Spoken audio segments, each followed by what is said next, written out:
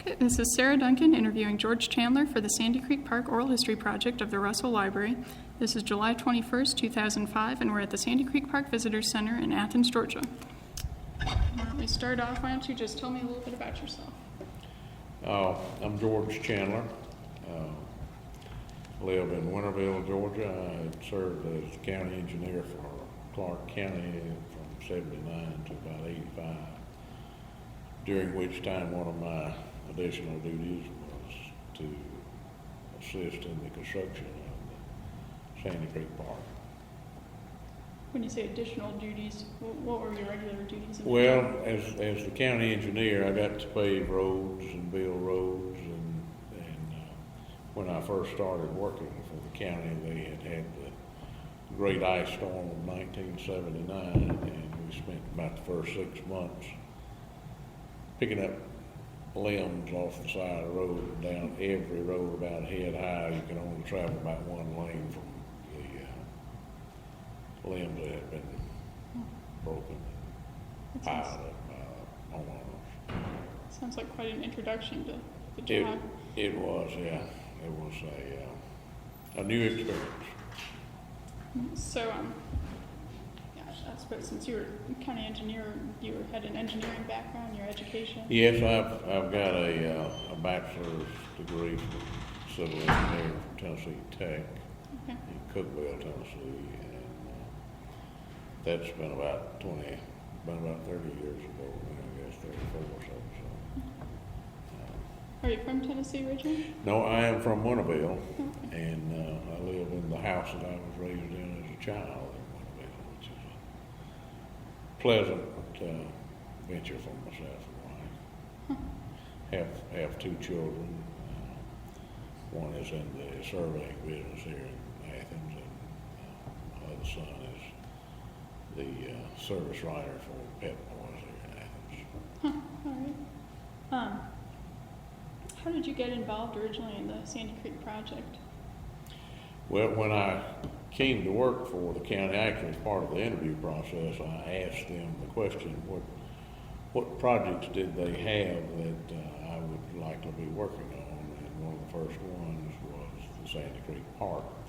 And they had just completed the building of the dam by the Soil Conservation Service when I came up here, came to work for the county. And actually in the first week or so, I guess, of kind of seeing what the county looked like today, at that time, we came up here and looked at the reservoir, and really the guy who had brought me up here was the road superintendent, and really didn't quite expect the dam or the reservoir to have been completely filled up, but it was. So. And that was 1979? That was in 79, yeah. Was that the first time you saw the park? Yeah. What did it look like at that time? Well, it was just a lake is about all it was. There was everything from Holman Road over to the lake was just rolling country, I guess. They had to cut a good bit of the land down here in order to have enough earth to make the dam, and they had pretty well stabilized the ground so it wasn't washing, this kind of thing, as best I recall. But it was kind of a rough ride over to the dam at that time. So. Were there roads in here or anything? No, there was nothing. It was all it was a lake out in the middle of 500 acres worth of property. Did you know about the project before that fellow took you over? No, I had never heard of it, and I guess, as I said, that was one of my questions to the commissioners, and they told me about it, and then one of the first things that I did was, let's go look at this park and see what this deal is going to be about. Yeah. So we came up here and saw the lake, and started out from there. And one of the first things that we did was to put up the chain link fence along the road to control access to the park. And shortly after that, I guess the first thing that we built that was for public use, I guess, was the boat ramp so people could begin to enjoy fishing aspects of the lake. Why did you start with the boat ramp? Pardon? Why did you start with the boat ramp? Well, because the lake was here, had fish in it, and it was something that people could start enjoying immediately with a boat ramp, whereas you need to have roads and buildings and so forth, and the picnic tables and so forth, which had not been funded or anything. We had the plan, I guess, but it was a multi-year plan, but it was envisioned. But felt like that if we got people to where they could start using the park, that it would have real interest in it. Yeah. Was it already stocked with fish? They had stocked it somehow. Now I don't know when they had stocked it,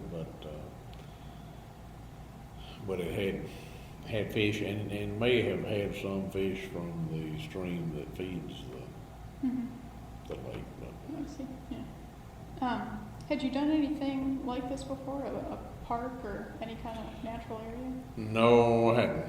I had worked with the U.S. Forest Service at one time, and we had some recreational facilities that we helped construct, but we were mostly overseeing contractors doing that construction as opposed to trying to do it as a force account.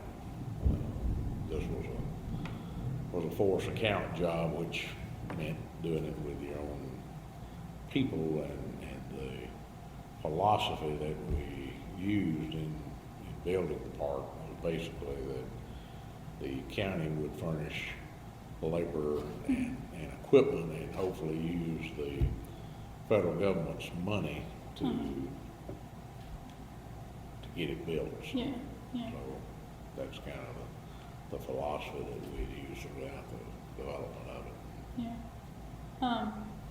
What did you think when you first saw this park? I guess you took the job, so you must not have been completely intimidated by it. Yeah, it didn't scare me off, though. But it was I don't know that I remember exactly what I thought.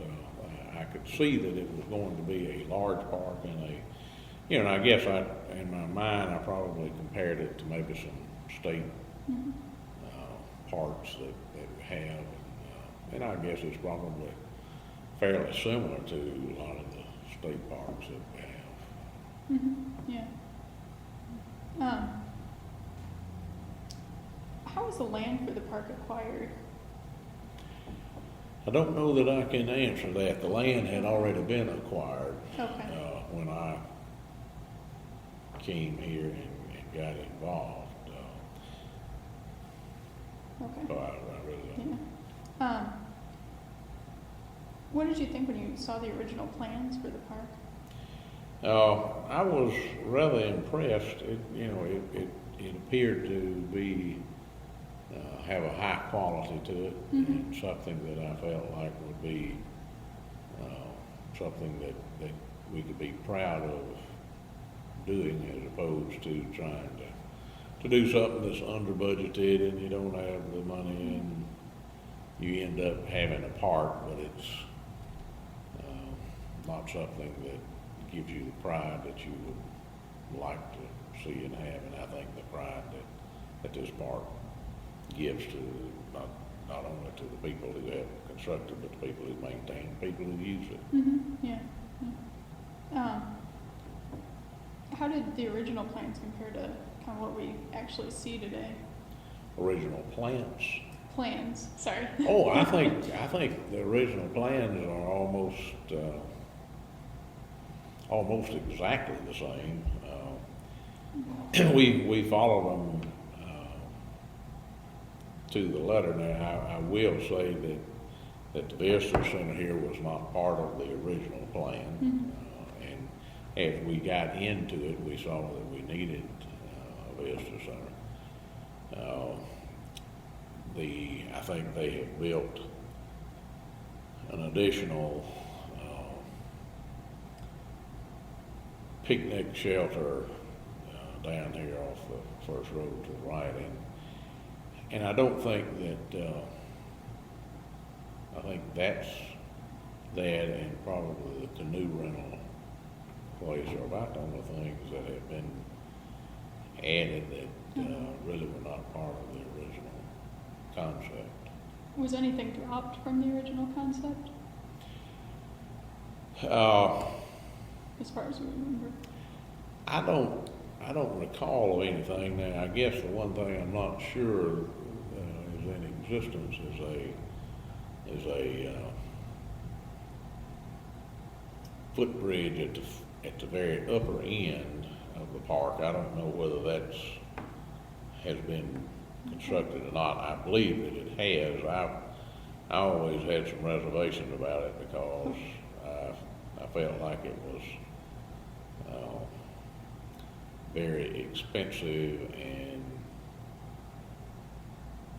and may not have enough use to warrant that kind of expense. But that would be about the only thing that I had really kind of questioned, I guess. Was that, when you say the upper end of the park, do you mean over by the camping area? Or? No, at the where the lake is fed from the Sandy Creek, at that where it changes from a creek into a lake. Okay, yeah. How did the phases of construction develop? Say again? How did the phases of construction develop? The phase of construction? Yeah, as in how, I mean, I noticed it was split into, was it 7 phases? And I don't know that I can remember that much. Okay. I do know, like I say, we did the chain link fence first to maintain some security, and then we built the boat ramp, and then from there, and it may have been a year or so from there, we did buy some picnic tables early on so that people could also picnic.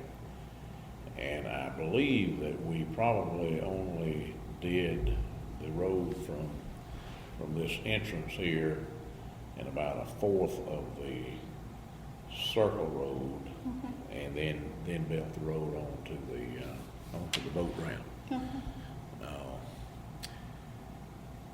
And I'm not sure what these phases were. I'm doing a lot of recalling, so this may not be quite as accurate as it should. It's been about 25 years, I guess. But I think from there we probably built the rest of the ring road, as we called it, and put in water lines around that in the parking areas. I thought it was kind of interesting that we did. Most of this work was done by inmate labor from the county farm, and that included the installation of the water line that we have. So, probably the last phase that we did was building the road across the dam and putting in the camping area. I think it's probably been about the last thing. How many of those phases did you work on? All of them. All of them. Okay. Yeah. Do you remember some of those projects or pieces of the project being more difficult than others? I don't know that I would say that any of them were particularly difficult. They all had their own challenges, and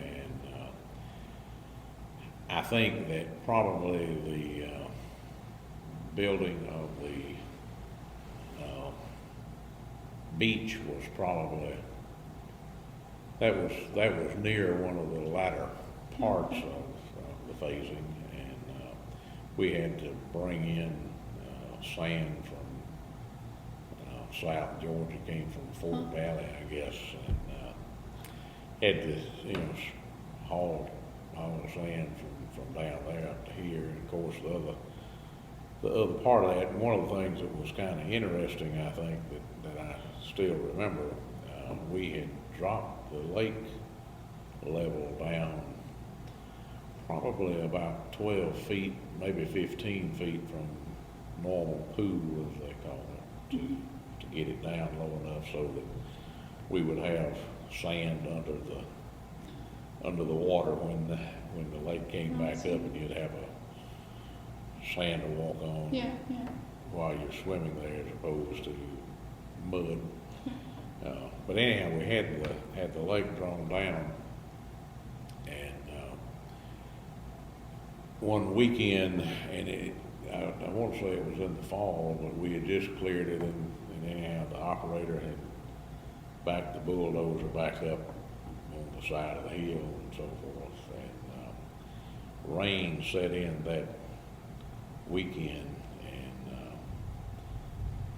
I had wondered about how the lake might have looked, and anyhow, when we got to work Monday, I said, let's go up there and see how the lake looks and what happened with all this rain. And when we got up here, the lake had filled up, and it had covered up part of the bulldozer. It had not covered up any of the engine, or it didn't do any damage to anything, but it had gotten up pretty close and was within about a foot of the emergency spillway, which I had just kind of thought when I first saw the emergency spillway, man, we won't ever see water going out of there.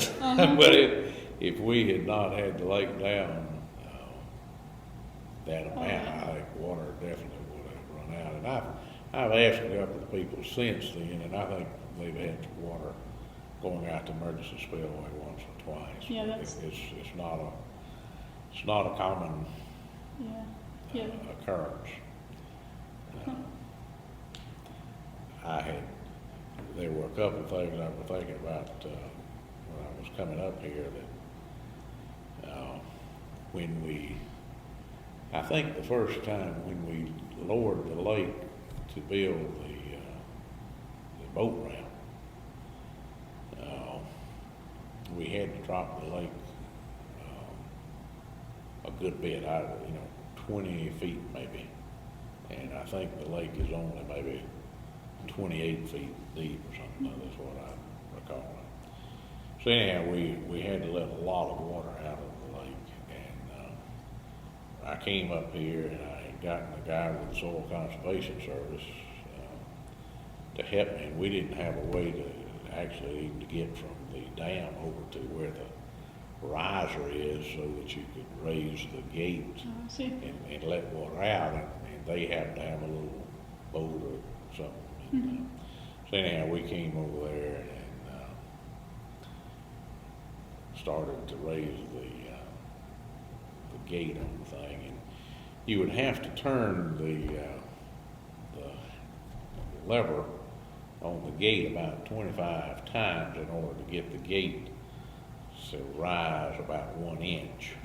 and it was difficult enough to turn the handle. You couldn't turn it with one hand. You had to have both hands. It was that difficult, and of course we didn't plan on this taking a long time, but it was a hot day, and we didn't even have a drink of water with us, and we about wore ourselves out on that. So in the future, when I would have to raise the gate, I would bring 3 or 4 prisoners. Yeah, that's what I was thinking. And we would all take turns. It wasn't so bad if you had 3 or 4 guys working on it, but it was not I learned my lesson kind of quickly on that, I guess. Well, sounds like.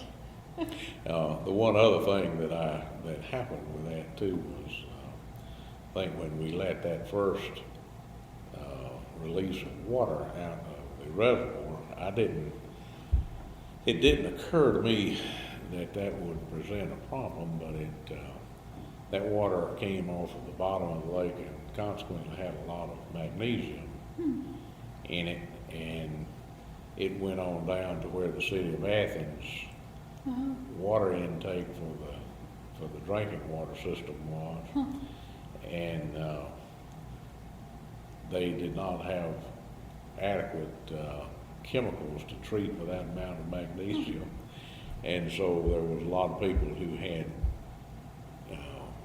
black water that came out on the wash, and the city had to waste about 1 million gallons worth of water that they had already treated too.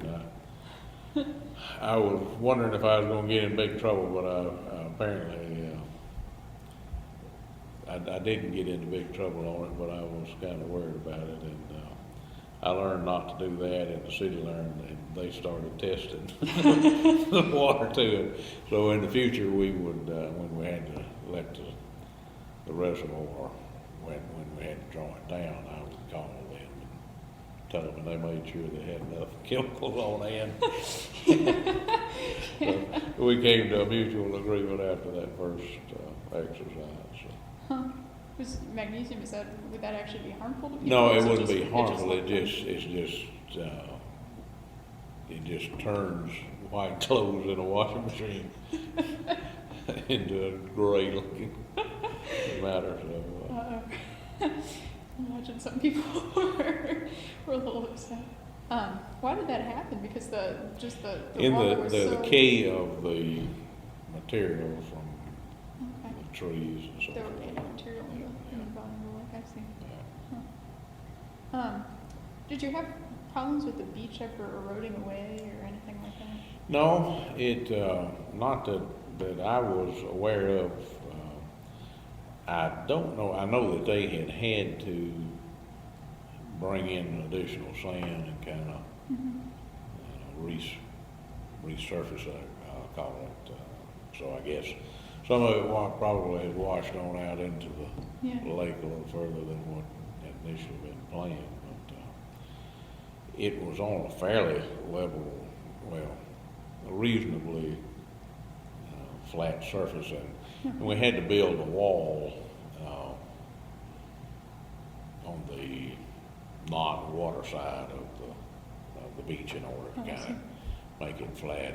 And there had been some times when water, through just rain would go over that wall, and but it didn't cause any major problems that I was aware of. We built the little diving platform. I'm not sure that they still have a diving platform out there now. That was part of the original plan, and we had constructed it. It was like about a 20 by 20, maybe it could have been a little bit bigger, but something like that, and had a diving board and so forth.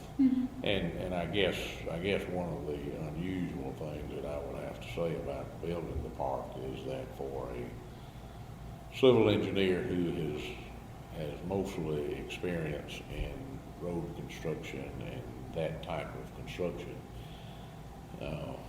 there was a number of challenges that I didn't know too much about building a diving board or whatever, but we found them and bought them and put them in. It wasn't difficult, but I didn't know. May have had to ask more questions than somebody who's done 2 or 3 or something like that. I don't remember where we bought the diving board. Probably from Birchmore, but I don't know that. Don't know that I remember that. But there were a lot of items like that you just don't find. The flagpole, that was like about a 50 or 70 foot high flagpole, and you just don't find those in the local hardware store. You have to. You can't just go down to Walmart. Exactly where should I go and get that? And so you just have to kind of start out and start asking, and go to some other places. And today I wouldn't have as much trouble today, I think, as I would have did then. I was still pretty young engineer and still learning a good bit, I guess. When you say you're kind of asking questions, who would you ask about that kind of thing? Well, probably anybody I thought might know the answer. But I think today I would say, I went to somebody where they had just built a building like that. Hey, so y'all got this flagpole, where did that come from? Who did you order that from? And today I probably do that a whole lot quicker than I did then. And I think I've also learned, and today, you have the internet where you could do a search and probably find an answer in 5 minutes or less.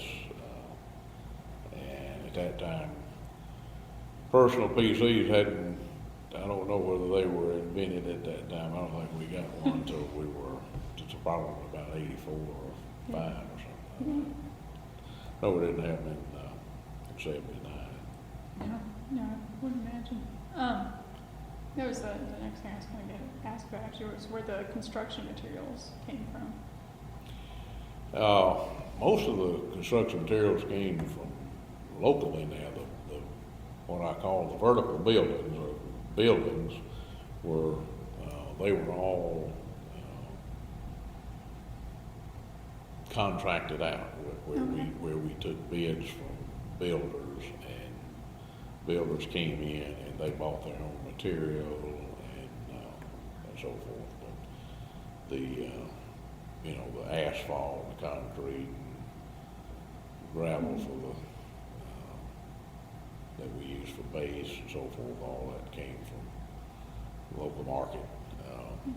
We ended up with the trails. There was a place over on Barber Street that cut veneer to make plywood with, Alexander Wood products, and we ended up going over there and buying a lot of, most all of the material to the bark and so forth to make the trails for the bark. And we experimented with some things as to how best to get the bark put out in the woods without a lot of construction equipment tearing up a lot of things. And, I don't know that I remember exactly how we finally ended up doing most of it, but I do remember that I had borrowed one of the old manure spreader, and we had tried loading bark in it and letting it do that, but I don't much believe that was our final method of putting that out. But sometimes some things are just kind of trial and error until you find something that works pretty good. Yeah. It sounds like you probably had to do a lot of that. Yeah, we did all the trees. We bought them from a nursery up in Crossville, Tennessee, and I sent the tractor trailer up there to get those, and we brought them back down here and planted all those that are around the ring road and so forth. So there were not any local nurseries in the area at that time that had that kind of species. This was pin oaks that were, I think they were specified to be like 4-inch caliper or something, and that's a pretty good sized tree. Today it wouldn't be a problem buying those locally, I guess, but at that time they just wasn't the market, I guess, that there is today. Yeah. Was it difficult to kind of get a budget for that kind of thing? I mean, if you're having to go all the way up to Tennessee to get certain. Well, it really wasn't that big of a deal. We had we had a credit card and spent the night in the hotel. It wasn't about one night, so Yeah. it really wasn't an expensive proposition. And our purchasing procedures, paid for the trees, and so we really only had to put two guys up for one night, and fuel which we would have used anyhow, so it really wasn't too big of a deal. But it was something that we didn't do that often. It was kind of a little bit of an adventure, I guess. Did you go up there?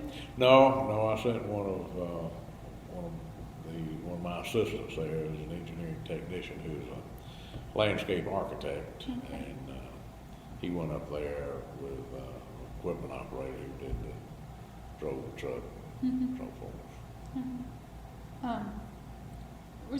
How was this landscape to work with, the natural landscape? Was it difficult or? Well, I'm not sure, and I don't, I guess as an engineer, what we end up doing, I did not design the park. Yeah.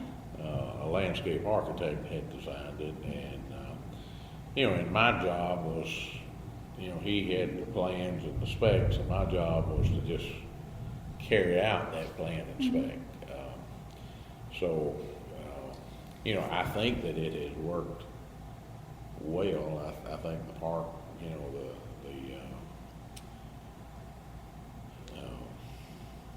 the core of the park and the finish on the buildings and this kind of stuff gives it a rustic appearance, which was part of the original design concept. And I think that's been pretty well maintained.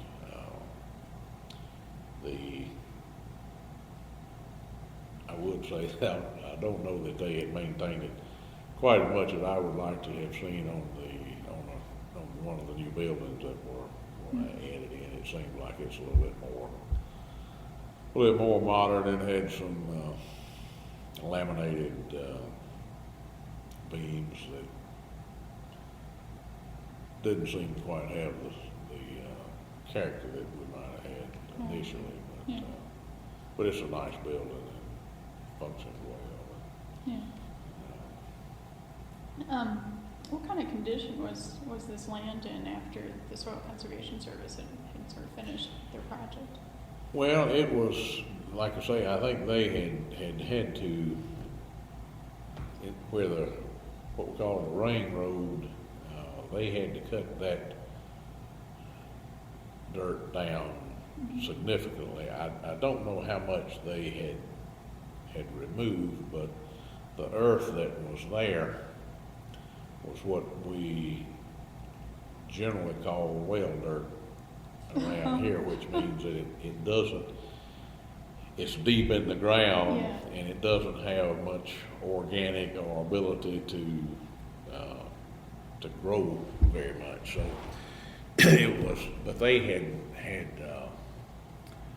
planted that in Lesvadiza, which is a deep-rooted soil and a loam that would tend to add the nutrients back into the soil. So it was in pretty good shape, and we ended up doing what I'm going to call final shaping, where we each inside the ring road,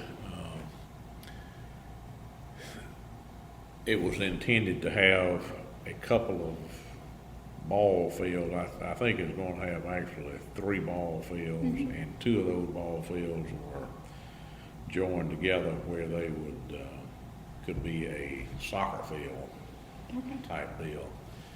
And we had to moved a lot of earth in order to shape that up and make it make that work. But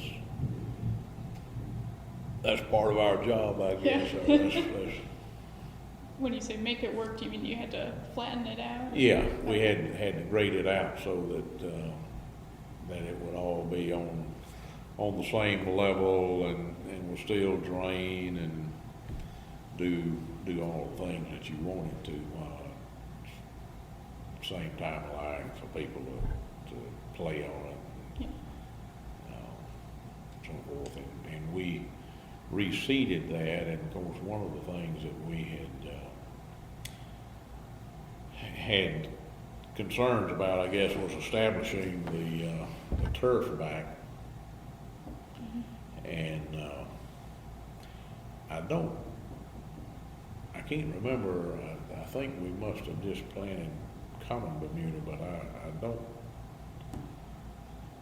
don't believe we did any sprigging, but anyhow, the point I'm trying to make is that we were trying to, and looked at some irrigation to try to keep the grass alive and growing and get it well established so that it will provide a good surface for athletic use and so forth. You mentioned kind of bringing in trees to do plantings around the parking lots in those areas. Did you do any plantings in the natural areas? I know that's not something you would have designed, but you might have worked on.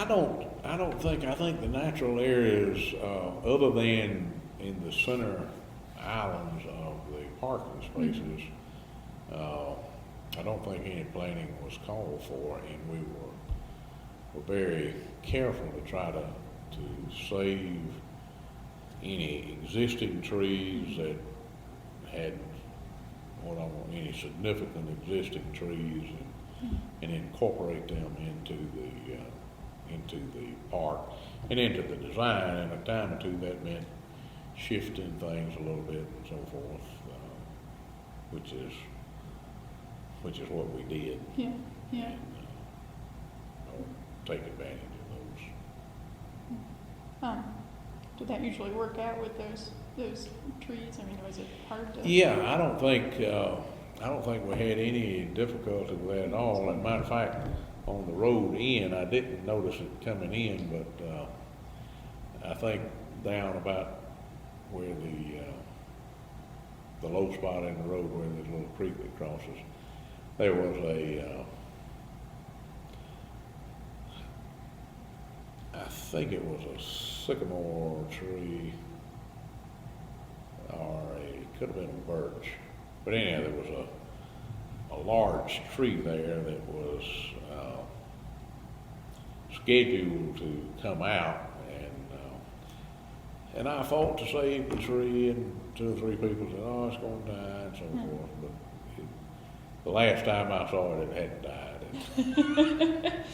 So, everybody has an opinion on those kind of things. Yeah. And, but I kind of felt like it was worth a try, and then once it's dead, then that's a good time to go ahead and admit defeat, I guess. But, And not much you can do it. yeah, but it kind of reminded me of a tree that I had in my house that I didn't want to take down. My wife criticized me about trying to save it, but I told her, I said, "Well, if we cut it down at the ground, we know it's gone." I said, "As long as there's something there, it still has a chance." So yeah, it went ahead and died too, so I took it on down. Did you do any other kind of work in the sort of natural areas? You did mention doing, making trails and. Well, we developed all of those with the picnic areas and cleared out undergrowth and went in and put in the barbecue grills, and we made most of the park benches, and that was kind of an interesting little challenge that we had. The design for those, they're like the same benches that are used in downtown Athens and so forth, but their dimension lumber on there was not used, and the boards were like 4.5 by 3.5 or something that was So sort of an odd kind of thing. And I ended up, we found a place over in Atlanta that we could just buy redwood beams, and so I sent a truck over there, and they brought back some beams that were like 8 inches wide, 12 inches deep, and I got Hogan Lumber Company to saw those into a more nominal size, and then we planed them on down to the size that we wanted for the benches, and we had a prisoner, we bent the steel and welded it together. It just made the whole thing essentially from scratch. Yeah, yeah. And it was really a lot of fun, I think. It's more fun doing that, I think, than it is just buying benches out of a catalog or something other, and, but it was. So someone in your department had to actually, manufacture those benches and from scratch. We had 2 or 3 guys, and they kind of did that, what I'm gonna say, on rainy days, or, Did they have any experience in that? Well, these were prisoners. One of them he was a pretty good welder, and and I think they took more pride in doing that themselves. And, we ended up buying a joiner planer from Sierra Roebuck that we used to plane the wood, make it smooth and so forth. And of course, the shavings from that, we gave them to the animal control to use for bedding for their dogs and animals that they had over the dog pound. So, but it was kind of fun and challenging, I guess. What was that like working with the inmate labor? I thought it was great. I know there are people who have different concepts, but most of the prisoners that we had that we used on those kind of things were what I would say had been trustees, had already proven themselves, and had pretty good skills.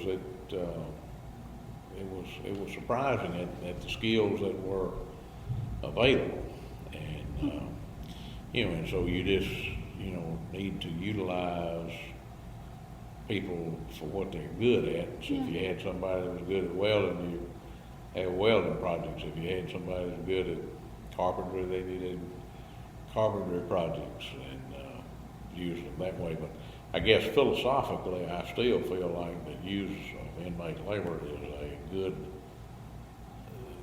a good thing. And one of the things I had said then was that society has already decided that this person is not going to be out and free, and it's up to society to care for them and house them and feed them and all this kind of thing. And so philosophically, I felt like that if we got 50 cents worth was a number I used back then.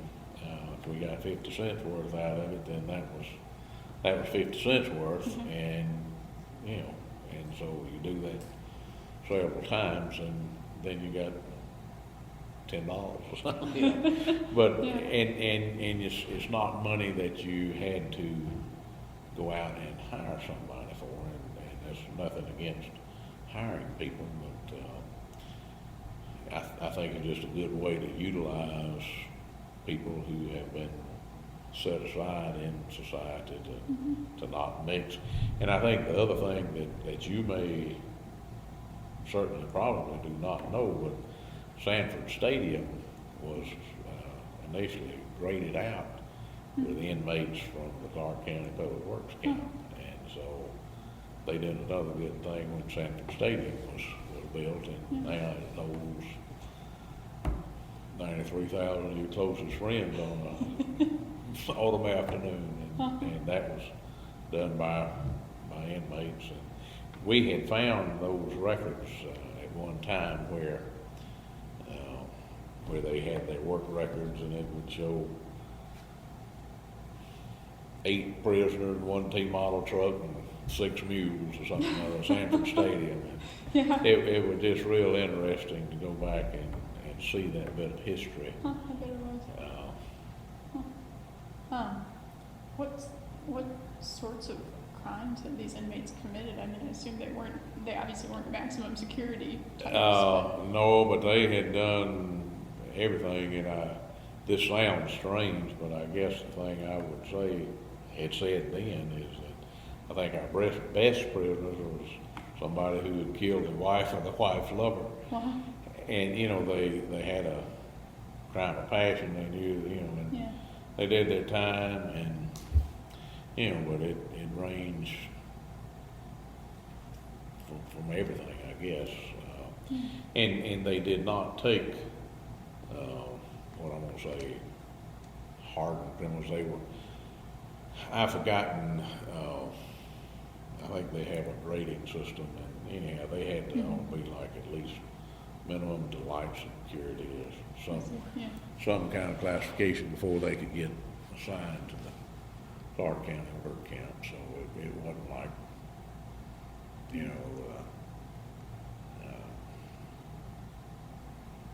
the movie there with, I can't think of it now, but some real hardened criminal, one with Jodie Foster. Oh, no, that wasn't. I was thinking Dead Man Walking, but I think that's Susan Sarandon. The guy he was behind the bars there. Hannibal Lecter. Yeah, Hannibal Lecter. Yeah, we didn't have any Hannibals. Well, that's good. We didn't have anything like that. So. Yeah, I don't know how that would go. Working on this project. How was it decided originally to use inmates? Do you know? It's something that the county had done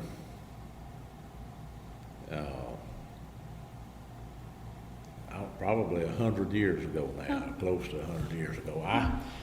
When I was in high school, at age 16, 17, and 18, those summer months, I also worked for the county at the public works camp and the prisoners then. And the first year I drove what they call the Duncan truck, which took lunch out to all the prisoners. And probably one of the reasons why I ended up being in the civil engineering profession is because that's what we were back then.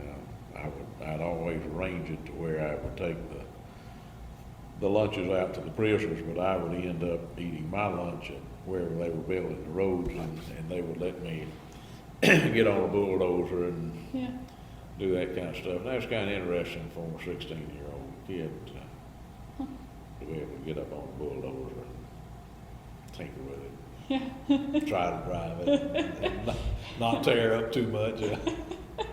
That sounds kind of fun. Big machine. That's awesome. Yeah. Did you ever have anyone try to escape? We've had some escapes. Yeah. I don't know that we had any escapes from what I'd say the main group that we use for these things. They were, like I say, they were mostly trustees and had pretty well already proven themselves.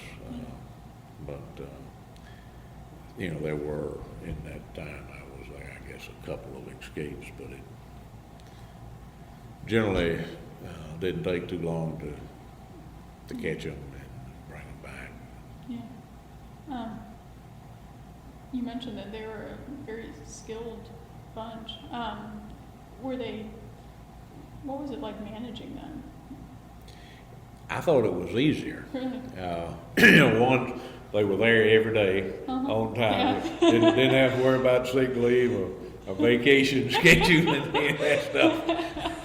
If they wasn't there, I used to joke about it. They're there every day on time, ready to go to work. If they ain't, we're out hunting them. So I thought working the prisoners, like I say, you don't have to schedule vacations and that kind of stuff. So, I thought it worked well, and they took a lot of pride in what they did too. Good truck drivers, equipment operators that really would had they not have been in jail, a lot of them would have been able to have had a good job on the outside, and we helped to train some of them, I guess, where they could maybe improve themselves some if they had showed an interest or whatever. And I spent a good bit of time instilling what I care equipment and so forth. And one of the prisoners who worked up here a good bit, he drove a tractor where we pulled what we call a sheep foot roller that you used to pack the ground. But anyhow, we would stop and I gave him time, and we would wash that tractor and keep it clean, and it looked new for many years after it had been in service for many years. It still looked new, and they took pride in it, and it was kind of assigned to this prisoner, and if we need that tractor somewhere else, he was the one who would take it over there. And same thing with trucks and so forth. And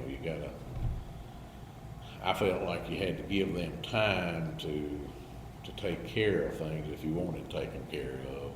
And it was easier to take care of it, keep it in good shape than it is to get a new one.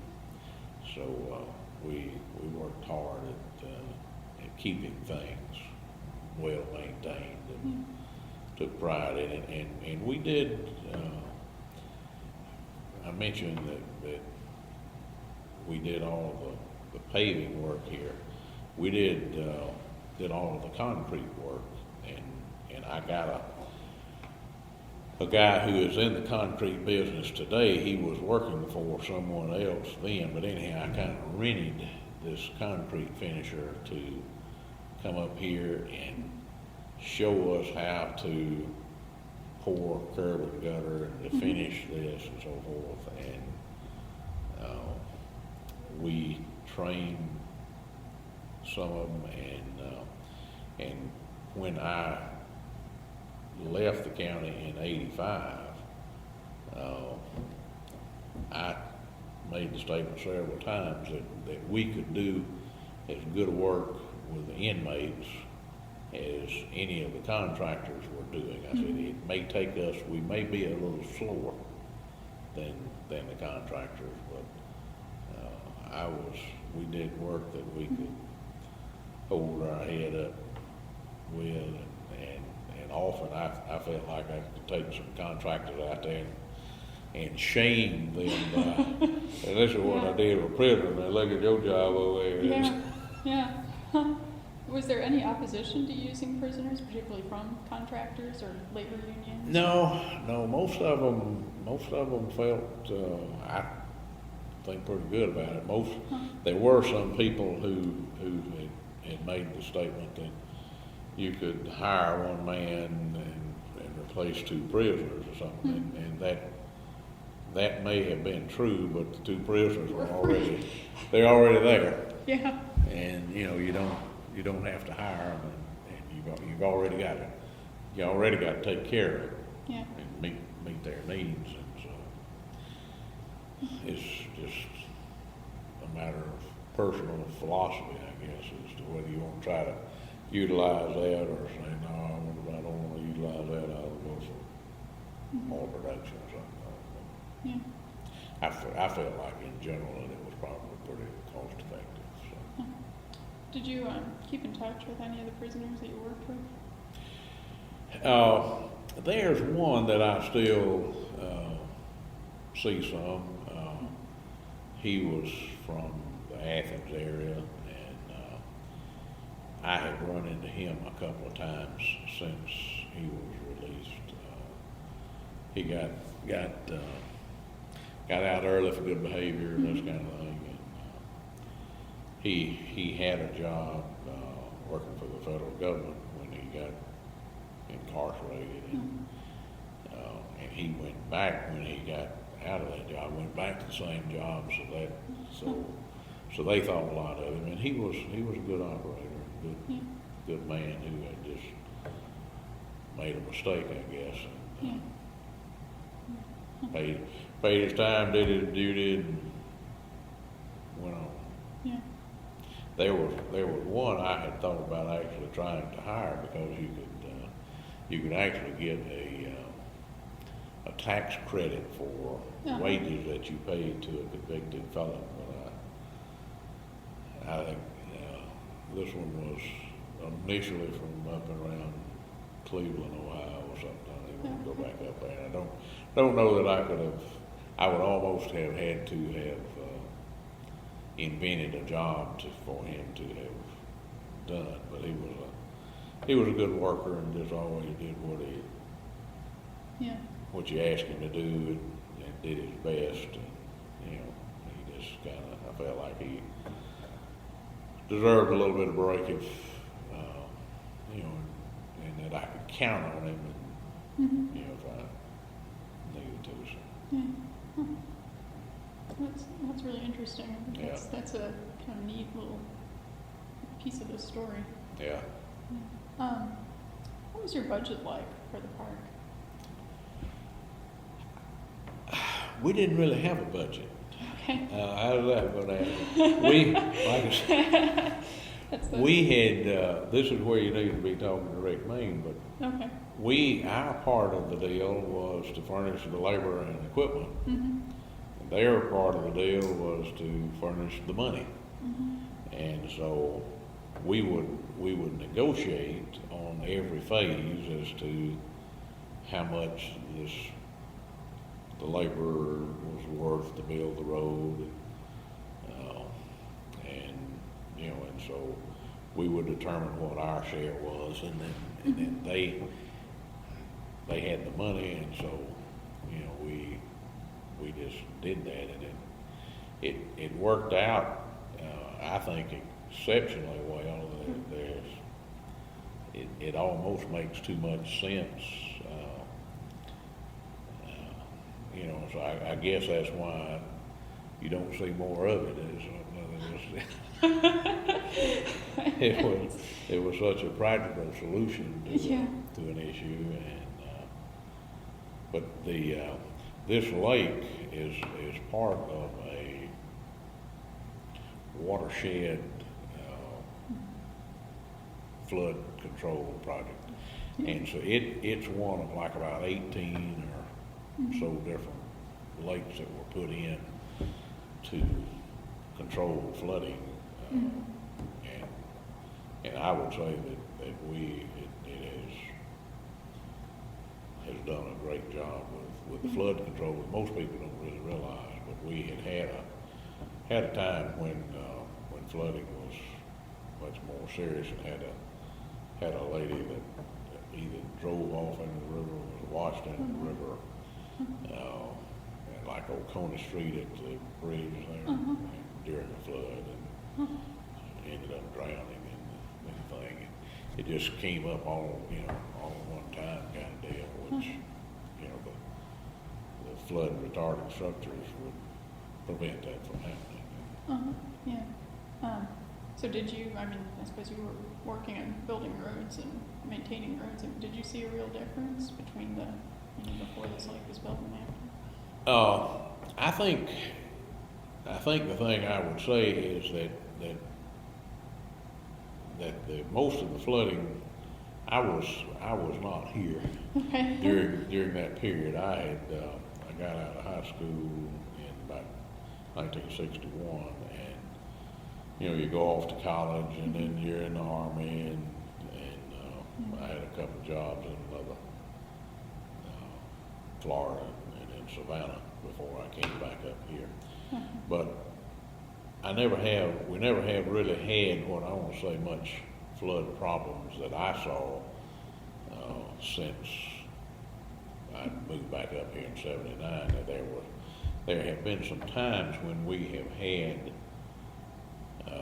essentially 100-year storms, and the river would get out of its bank and so forth, but no loss of life and what I'd say very little property damage. And that's the exception being some of what had happened on Baxter Street in Athens, where they did have a couple of flooding problems that were kind of severe that they have solved through Spelash here in the past couple of years. So. How was it working with SCS? They were great. It was really a joy and a pleasure, and I felt like I made some real friends with there. And there was a guy, Joe Stevens, who helped an awful lot, and he was a good bit older than I was, but we developed a fond relationship, I guess, and he passed away a few years ago, but he was a lot of help. Was he involved in this project in particular? He was involved in it initially, and then through most every phase, he and I would, we would come together and figure out what's the next thing we want to do, and how much money, and then we'd probably go to Rick. Let him go find the money. Sounds like the hard part. Yeah, but he was good at it. That's good. He really was. And there was a lot of red tape that I would say was involved in it that he handled well and kept us straight. And we had to account for what we put out, and they had inspectors out, and make sure that we were following the plans and the specs and doing it the way that it was intended to be done. So they provided all of the funding, you said? I think they provided what I will say about all of the cash Okay. that was involved. Yeah. And the county provided all the in-kind. We provided the labor and equipment, and what, when we were doing paving and asphalt, for instance, we would do enough paving and asphalt to where we would have, say, a credit for. I think the pavilion down there was about $100,000, so we would have done $50,000 worth of grading and paving and concrete work or whatever it was, so that the $100,000 we met our half, they had their half, and so we could go and hire somebody I see. to do that. Did you have to buy any special equipment or anything like that for the park? No, I don't think for the construction we did it all with what we had now. We did use some equipment from the landfill when we were doing some heavy grading. We would use what we call a pan from there, an earth moving pan, that scraper sometimes called. And we would borrow that for a month or so and do enough earth moving with that to get that done, and then send it back down to landfill. Yeah. Did you work with Cecil Chapman at all at the SCS? I think, I want to say he had possibly passed away by the time, he may not have, but I never did really see him. I know that he was instrumental in getting the flood retarding program going and getting this thing set up as a park, but I don't think I ever met him or knew him. Why don't we actually take a little break, because we're just a little over an hour right now. So. All right.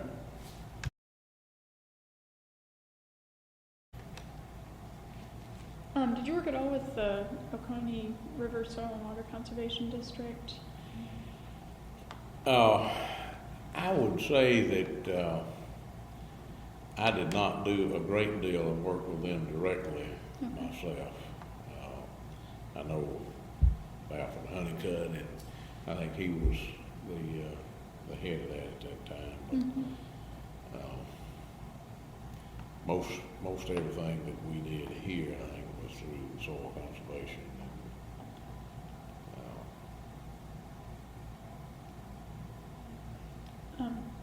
What about within the county? For example, county commissioners or anyone else kind of that you had to report to? Who do you remember being involved in the project in that level? I'm not sure I'm understanding what you're asking. Well, with, try to rephrase that. Was there someone within the county that, that was very involved in the project other than, obviously you were on a engineering level, but. I think the thing I would want to say is that they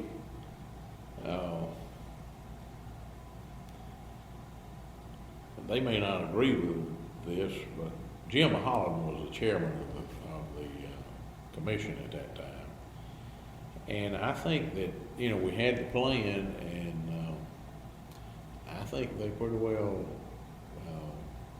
went along with what we had planned and phased, and there wasn't, we would tell them or, keep them informed as to what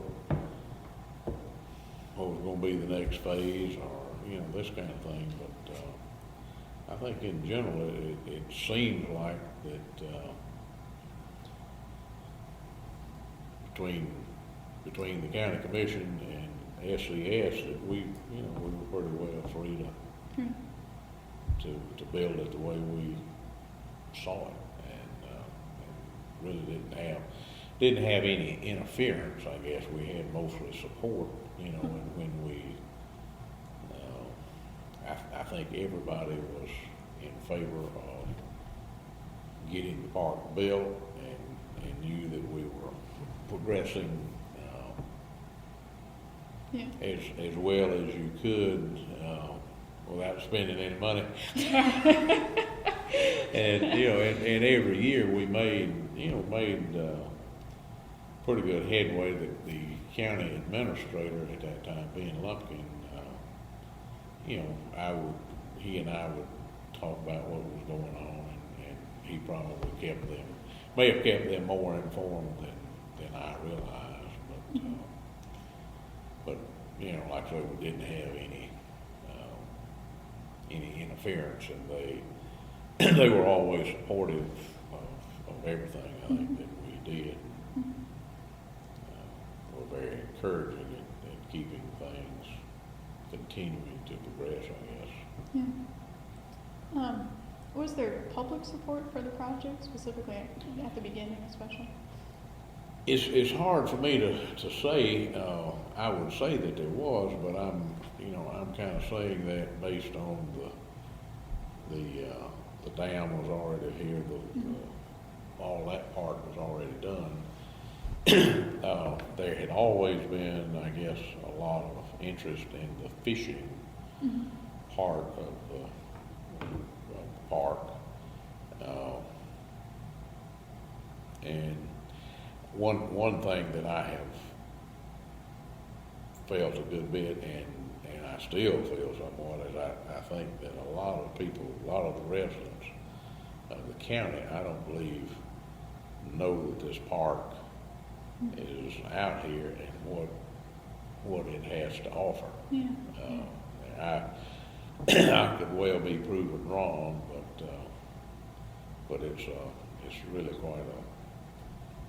quite a place that can take a lot of people and family, and something for everybody to do. We had I'm a member of Civitan, and a couple of years ago, a friend of mine was the governor, and when he did that, I said, we're always having to go to Atlanta for things and meetings and so forth. I said, we need to have them over here in Athens. And we sponsored a meeting where we had Sultan come over here. And what's that? We used the pavilion and cooked the barbecue and so forth. Or what was that? Civic? Civitan is a community service organization that has community service and then some emphasis on some people with developmental disabilities, Okay. I guess. Okay, yeah, I hadn't heard so- that. So not from the area, but Yeah. so is that just because they always want to have the meeting in kind of a Yeah, area like this? and I think they were they were very impressed. And it's it's just it's a cool little park. Yeah. Do you remember at all what the original user population was out here? How many people came and used the park? Yeah, like not so much, how many people, but what people? Were they people from in Clark County or people from kind of out in the other counties around here? Or? I don't know that I could answer that. I think, like I say, I think the fishermen knew about it, and the fishermen were interested, and I expect that they came probably as much from Jackson County as they did from Clark County. I think that the park probably became a little bit more utilized when the beach came into operation. And I'm guessing, but I think that the beach probably came online in about 83 or 4 or something. But, Sounds about right from what I've seen. I don't have any way of, don't have any records. I don't guess. Soil Conservation Service, I'm sure that they had all that stuff, but I never did keep any report on that. Yeah. That was done and so forth. But they were open and operating, and initially I think that the park was only operating about 3 days a week. When we first did it, and That Friday, sounds right Saturday, from and what I Sunday heard. or something like that. Uh-huh. Well, because at the time the park opened, it wasn't really finished. Is that right? Well, it opened for fishing, and that was about all you could do was to fish. And then the next year, I think we got some picnic areas opened up, and then the next year we maybe built our first picnic shelter, maybe the pavilion and the restrooms that are around the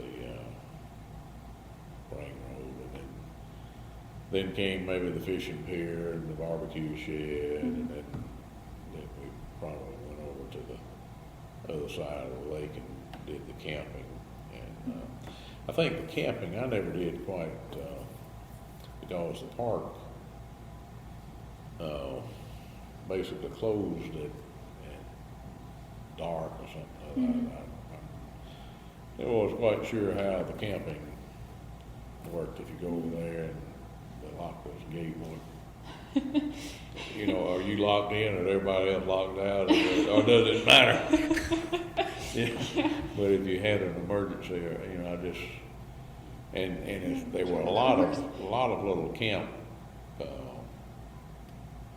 campsites built, and we would go into an area and according to that plan, and there might have been 15 little spots or something or other, and get out all the stumps and rocks and bring in a little mortar and put in gravel, and it was not. It was high level camping, I guess. It wasn't the kind of camping I did as a Boy Scout where you slept on some rock all night.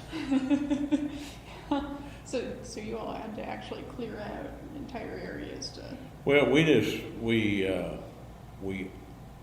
took out the undergrowth so that it was, but we would go in and, you know, if there was, say, 3 campsites in here, you know, we'd go in there and level them up so that they were not rolling downhill all night, and had a little border around them, and put gravel in there. And then there was some that I recall that was kind of, they had a little shelter, that little thing that was off the ground, and a little lean-to top. And then I think there were 2 what they call group campsites that were actually a 2-story deal that we built that, and you could have had a lot of people, 20 or 30 people camping in that one thing. I wonder how often those group campsites have been utilized, but they were nice. We used to kind of joke about it, call them pole barns, but they were right nice. A nice little facility for camping, I guess. Did you work on Cook's Trail over there at all? Yeah. How was it? Well, actually, Cook's Trail, I think, came in later and was built, but I was working in the private sector at that time, and our company helped do some of the design on the Cook's Trail. Actually did some of the boardwalk that was involved with that. What kind of company was that? I was in an engineering firm. Okay, a private engineering firm. Yeah. Back a few years. Okay. How closely did you work with Robert Farmer, who was the landscape architect that designed this area? We worked real close with Robert, and I see him some even today. And but his office was just a little bit more than a rock throw down the road, and so if we had a question, we could go by there.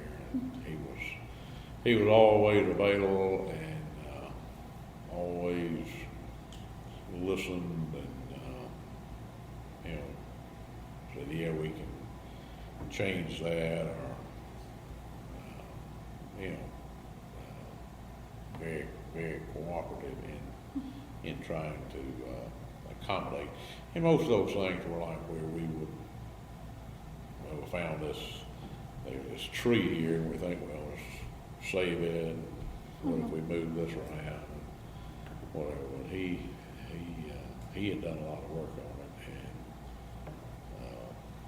and was very, very helpful in every phase, I would say. So. What sorts of things did you occasionally have to change? You mentioned that, you know, if there's a tree that needed to be saved or something, you can move stuff around.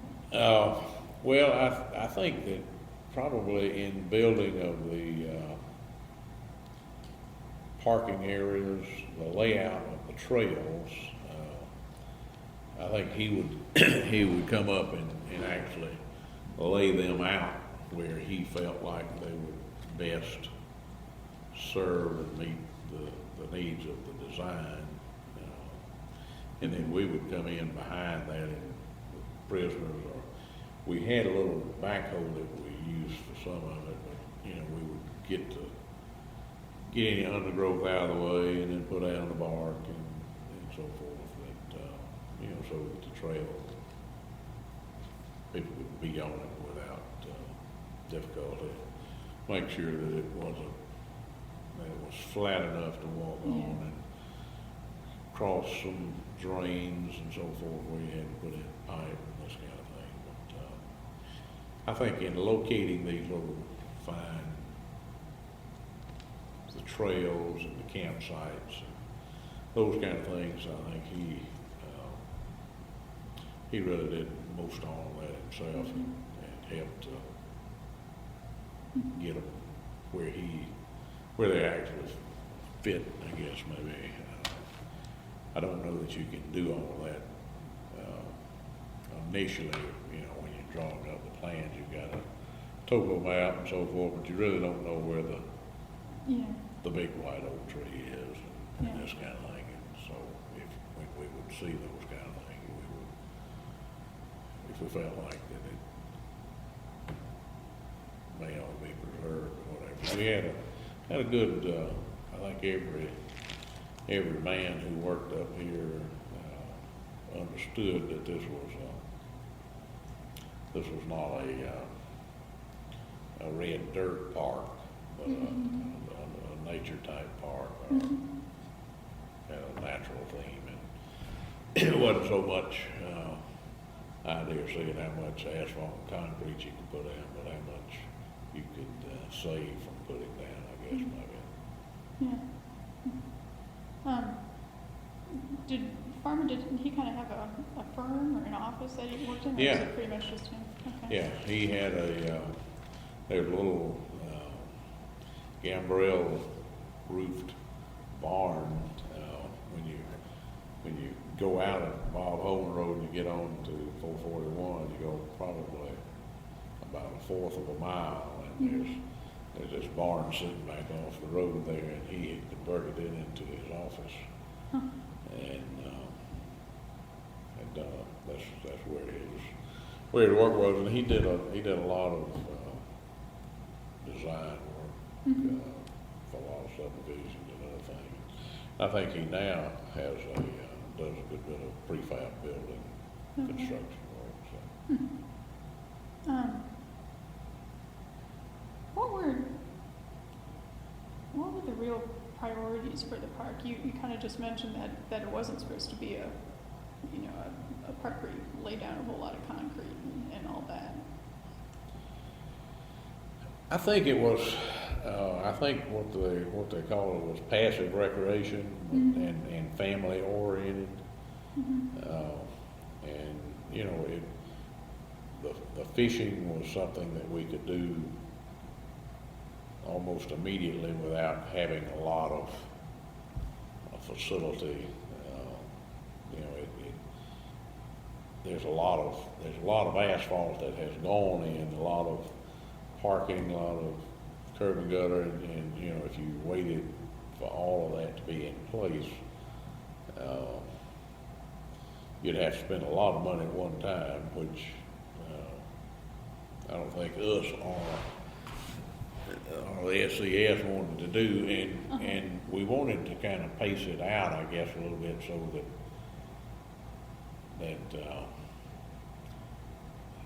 that we didn't outspend our labor and equipment commitment there, and so you know, and I guess we worked on it probably, I guess about 5 years is about what I think we pretty well had it completed, about 85, except a few minor additions that they put in since then. But I think most everything was probably pretty well completed by about 85, and we really got started, you know, really probably about 1980 when we really had the fence put in. And we, you know, we also had our other county commitments, and we were building other roads and resurfacing other roads and fixing drainage ditches and doing everything else that the county does on a day-to-day kind of basis. And this was kind of, well, while you're resting, how about going up there and building this park? Yeah. That's a rest. To do that while you're spare time or something. So. Yeah, that's kind of the next thing I was going to ask is how big a project was this for the county?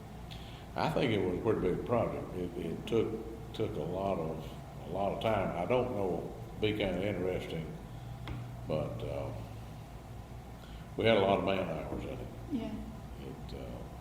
And you know, I would say that offhand we probably had about I would guess it was probably something on the order of about a 5 or 6 man probably working constantly for about 5 years now. Okay.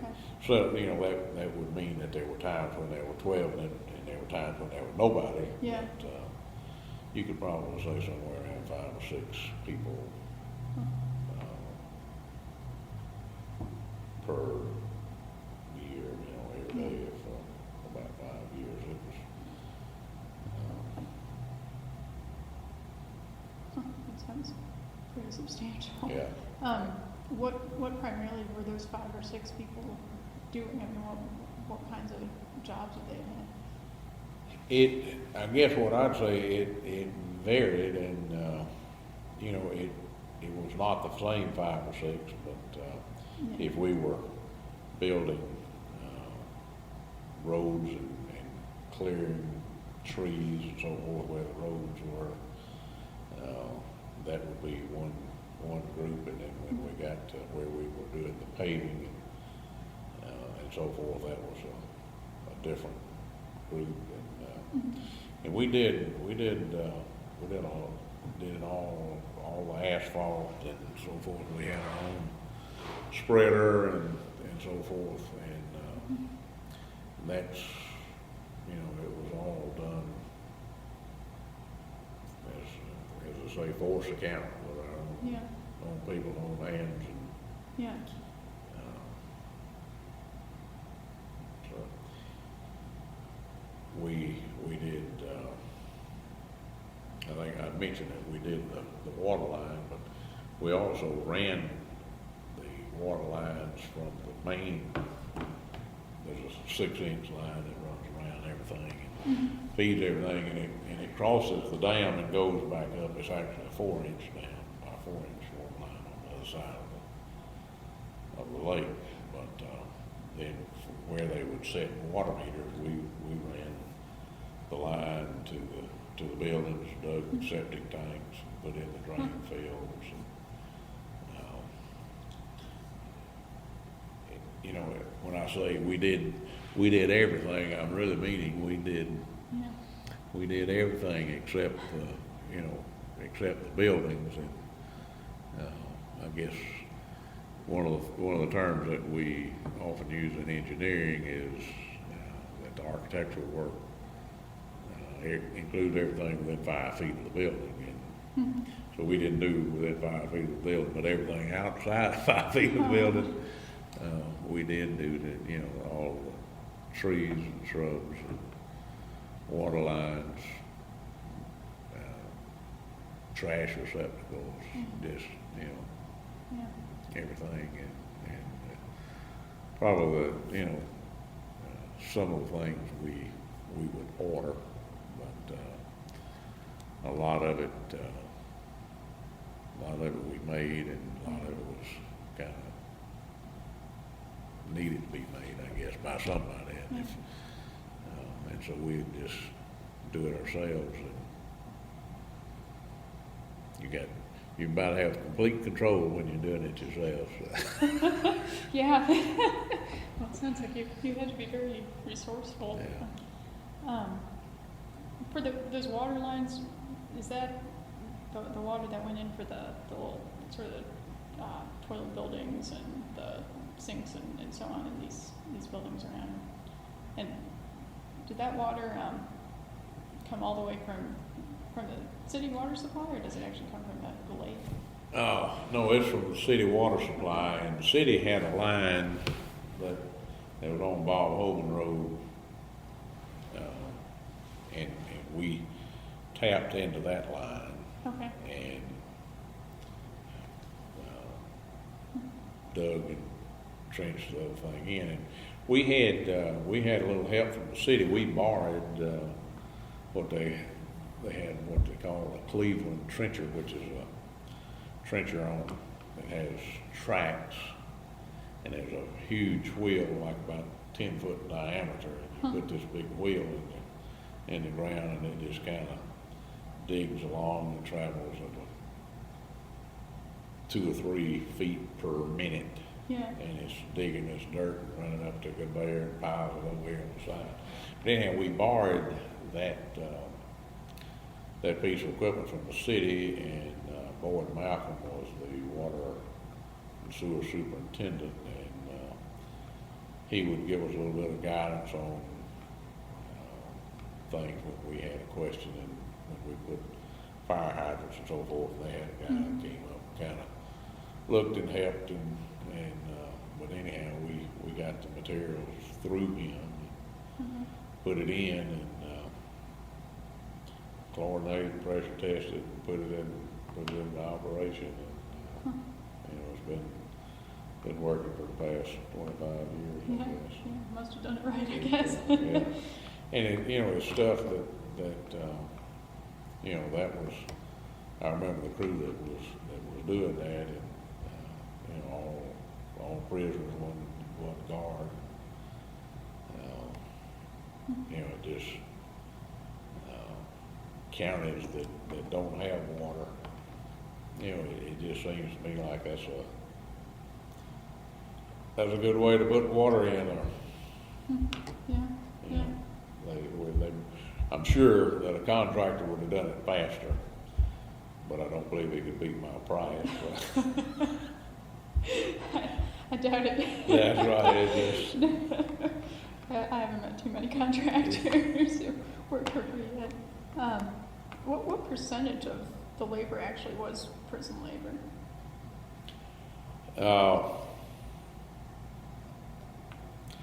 I would say it was probably somewhere around 70%, and the 30% being either skilled operators or supervisors of guards or prisons. So the rest would be both prison guards and then people employed by the county. Yeah. Have you done any projects like this since? I don't.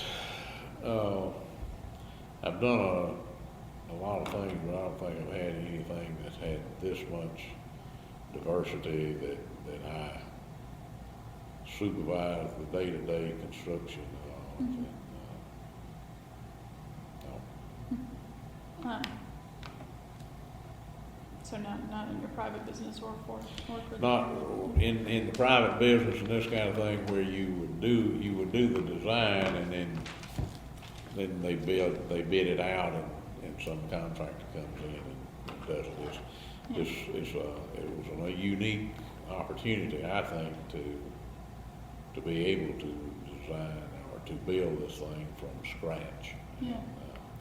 I used to tell Nancy, I said, you've got a unique opportunity here of taking over a park that's essentially brand new, and in keeping it brand new. And I used to have a philosophy. It's one of the things we tell the prisoners when we got new pieces of equipment and how I wanted to take it up. I said, if we keep it new every day, then it always be like new. And I still think that's a good philosophy, and I try to utilize that on my personal vehicles and so forth. If you keep it up every day, and it'll last a long time and always look nice and be good. Do you think that's happened at this park? I think they've done a real good job with it. I really do. Yeah. That was one of the things that I was looking at. Every time I come up here, I can't help but judge it some, and I think they are keeping it about new every day. It doesn't look like a 25-year-old park that's run down and in need of repair. Do you come out to the park often? Not very. We have a couple of picnics up here a year. I'm up here a couple of times a year, I guess, for one reason or another. Our church has come up here a time or two for picnics and barbecues and so forth. A couple of times a year is probably about my average. What's your favorite area of the park? All of it.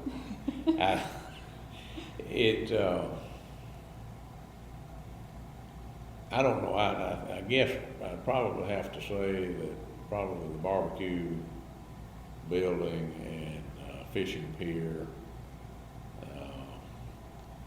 follow very closely by the beach and the pavilion. The picnic thing, I never have had much